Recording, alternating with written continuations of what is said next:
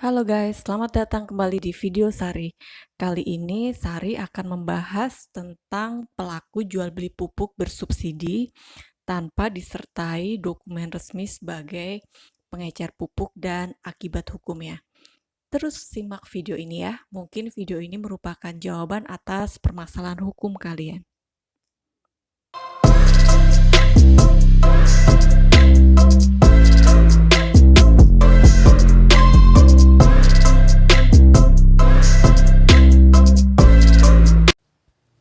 Oke guys, ini Sari punya contoh kasusnya. Sari punya teman, anggap saja namanya si R. Pada hari Kamis sekitar pukul 6 pagi, si R menelepon temannya si JAT untuk membeli pupuk NPK dan ZA. Dengan alasan si R membutuhkannya untuk memupuk sendiri sawah milik si R. Kemudian setelah si JAT menyetujui pada hari itu juga, sekitar pukul 8 pagi, si R langsung berangkat menuju ke tempat si JAT dengan mengendarai sepeda motor.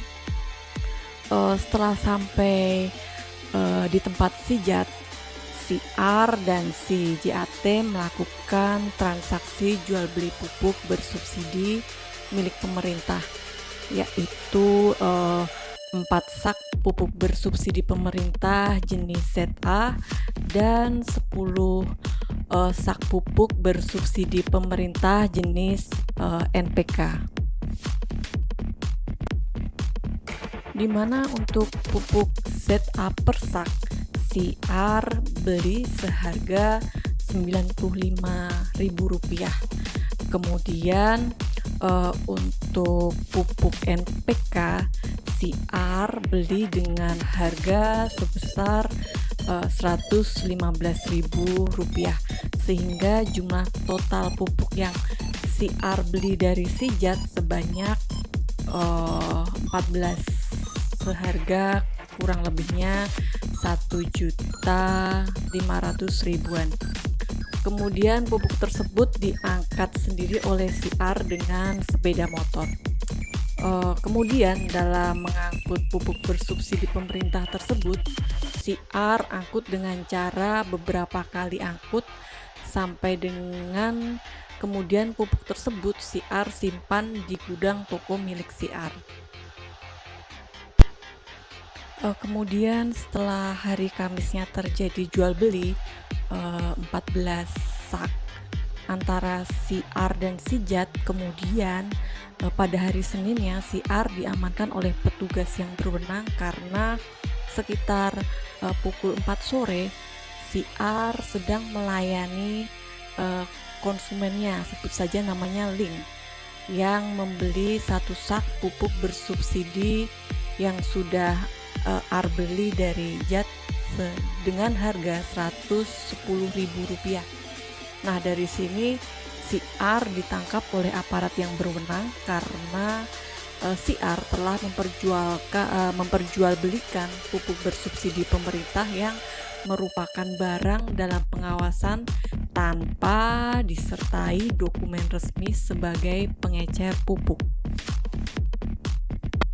Oke, setelah Sari jelaskan mengenai kronologis kasusnya, sekarang kita masuk ke hukumnya ya. Sebelumnya Sari akan menjelaskan dasar hukumnya dulu, baru nanti Sari hubungkan dengan perbuatan si R. Ya, sebagaimana diatur pada Permendak nomor 15 garis miring M strip DAG garis miring PIR garis miring 4 garis miring 2013 tentang pengadaan dan penyaluran pupuk bersubsidi, pasal 1 angka 8, yang dimaksud dengan distributor adalah perusahaan perseorangan atau badan usaha, baik yang berbentuk badan hukum atau bukan badan hukum, yang ditunjuk oleh produsen berdasarkan surat perjanjian jual beli untuk melakukan pembelian, penyimpanan, penyaluran, dan penjualan pupuk bersubsidi dalam partai besar di wilayah tanggung jawabnya. Kemudian yang dimaksud dengan pengecer pasal 1 angka 9 adalah perusahaan perseorangan atau badan usaha baik yang berbentuk badan hukum atau bukan badan hukum yang berkedudukan di kecamatan dan atau desa yang ditunjuk oleh distributor berdasarkan surat perjanjian jual beli dengan kegiatan pokok melakukan penjualan pupuk bersubsidi secara langsung hanya kepada kelompok tani dan atau petani di wilayah tanggung jawabnya. Oke guys, selain dasar hukum yang telah Sari sebutkan, juga Sari memberikan dasar hukum terkait dengan perbuatan siar, yaitu di pasal 4 huruf A JO pasal 8 ayat 1 Perpu nomor 8 tahun 1962 tentang perdagangan barang-barang dalam pengawasan. Di situ disebutkan dalam pasal 4 huruf A bahwa siapapun dilarang tanpa izin melakukan perdagangan barang-barang dalam pengawasan. Kemudian pasal 8 ayat 1 di situ disebutkan pelanggaran-pelanggaran atas ketentuan-ketentuan dalam peraturan pemerintah pengganti undang-undang ini serta peraturan-peraturan pelaksananya adalah tindak pidana ekonomi. Nah, di sini jelas ya, tindakan yang Sari contohkan, perbuatan A itu dilarang ya tanpa izin karena merupakan perdagangan barang-barang dalam pengawasan. Selain itu juga Peraturan Presiden nomor 15 tahun 2011 bagaimana perubahan atas Perpres nomor 77 tahun 2005 tentang penetapan pupuk bersubsidi sebagai barang dalam pengawasan.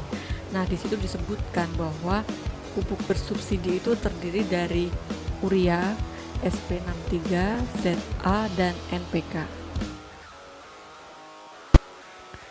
Oke guys, slide poin 1 dan poin 2 yang sudah Sari sebutkan. Di sini poin 3, di situ terlihat jelas ya, di peraturan yang sudah terlihat di video disebutkan pasal 21 ayat 2 pihak lain selain produsen, distributor, dan pengecer dilarang memperjualbelikan pupuk bersubsidi. Terus kemudian pasal 30 ayat 3 di situ disebutkan pihak lain selain sebagaimana dimaksud pasal 21 ayat 2 yang memperjualbelikan pupuk bersubsidi dikenakan sanksi sesuai dengan ketentuan peraturan perundang-undangan yang berlaku.